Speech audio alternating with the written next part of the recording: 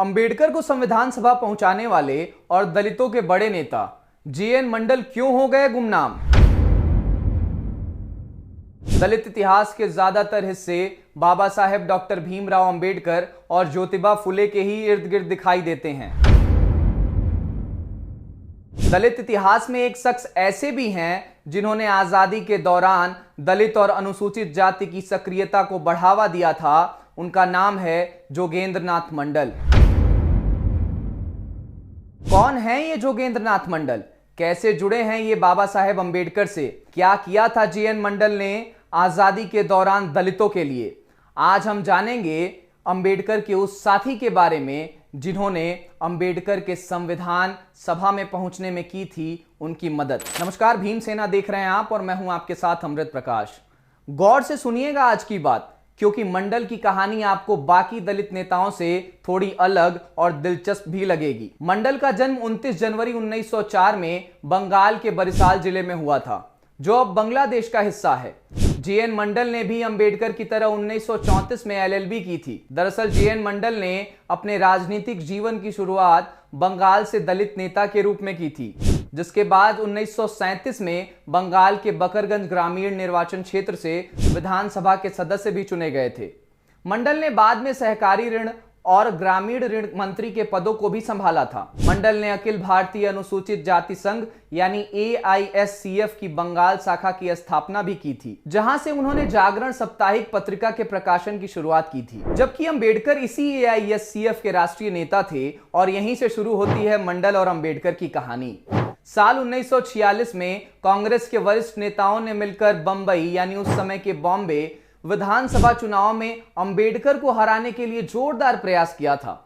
उस समय मंडल ने संविधान सभा के लिए अंबेडकर के चुने जाने पर जोर दिया था। आगे चलकर मंडल ने ही अंबेडकर को मुंबई छोड़ बंगाल प्रांत से चुनाव लड़ने के लिए भी सुझाव दिया था। यहां तक कि मंडल ने उस चुनाव में अंबेडकर की जीत में अहम भूमिका निभाई थी। मंडल के मुस्लिम लीग के साथ गहरे संबंध और क्षेत्र में दलितों की सक्रिय भागीदारी के कारण अंबेडकर संविधान सभा के लिए चुने गए थे। आपको बता दें कि 1945 में जब सरकार गिरी थी और मुस्लिम लीग ने सरकार बनाने की कोशिश की थी, तब मंडल 3 शर्तों पर उनके समर्थन के लिए राजी हुए थे, जिनमें से सबसे पहला शर्त है कि 3 दलित जाति के मंत्री होंगे, जबकि दूसरे शर्त में उन्होंने कहा था कि 3 दलित समाज के व्यक्ति पार्लियामेंट्री सेक्रेटरी के हिस्सा होंगे, और तीसरा शर्त उन्होंने मुस्लिम लीग के सामने रखा था कि कम्युनल अधिनियम के तहत 5 लाख दलित समाज की शिक्षा पर खर्च होंगे। अब बात करेंगे मंडल के उस फैसले पर जिसने आजादी के समय बहुत सारे दलितों की तकदीर बदल दी थी। बात कुछ यूं है कि भारत पाकिस्तान बंटवारे के समय जीएन मंडल ने पूर्वी पाकिस्तान, जो अब बांग्लादेश का हिस्सा है, वहीं रहने का फैसला किया। मंडल उस समय दलितों और मुसलमानों के बहुत बड़े चेहरा थे, जिस कारण भारी संख्या में दलित लोगों ने उनका साथ देने का फैसला किया और उनके साथ वहीं रह गए। मंडल को पूर्वी पाकिस्तान में रुकने के 2 कारण बताए जाते हैं। पहला, कि उन्हें लगता था कि दलित और मुस्लिम साथ में बेहतर ढंग से रह सकते हैं हिंदू और दलितों की तुलना में। दूसरा कारण बताया जाता है कि मंडल भारत को एक हिंदू राष्ट्र की तरह देखते थे, जिसमें दलित के ऊपर सिर्फ अत्याचार होंगे। पर मंडल का यह फैसला आधा गलत और आधा सही निकला।